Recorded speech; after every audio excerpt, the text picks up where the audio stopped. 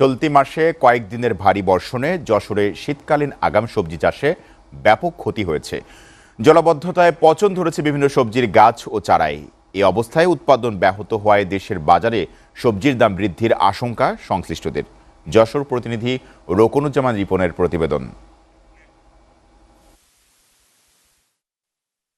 আগাম বাজার ধরতে যশোর সদর উপজেলার বাড়িনগর, চূড়ামনকাঠি, হৈবতপুর, কোদালিয়া, লেবুতলা সহ আশেপাশের এলাকায় মাঠের পরে মাঠে শীতের আগাম সবজির আবাদ হয়েছে।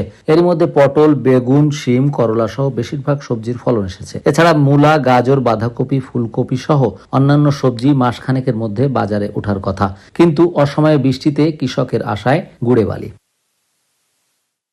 লাভের আশা নিয়ে এসব আগাম সবজি চাষ করে এবছর নানা প্রতিকূলতায় পড়ে দিশেহারা কৃষক। বিশেষ করে গেল 16 থেকে 19 সেপ্টেম্বরের বৃষ্টিতে সবজি ক্ষেতে পানি জমে যাওয়ায় বিপাকে তারা। প্রতিনিয়ত ক্ষেতের পানি সেচ দিয়েও ফসল রক্ষা করতে ব্যর্থ হচ্ছেন।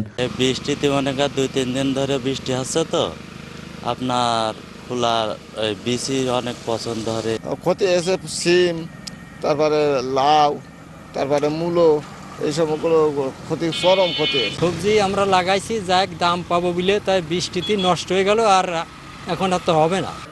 অনেক ক্ষয়ক্ষতি হবে, মূল্য অনেক নষ্ট হয়ে যাবে।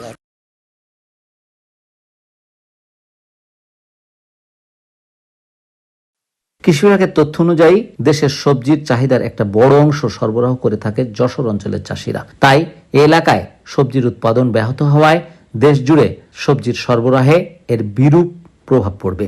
এতে দাম বৃদ্ধির আশঙ্কা করছেন কৃষক সহ সংশ্লিষ্টরা।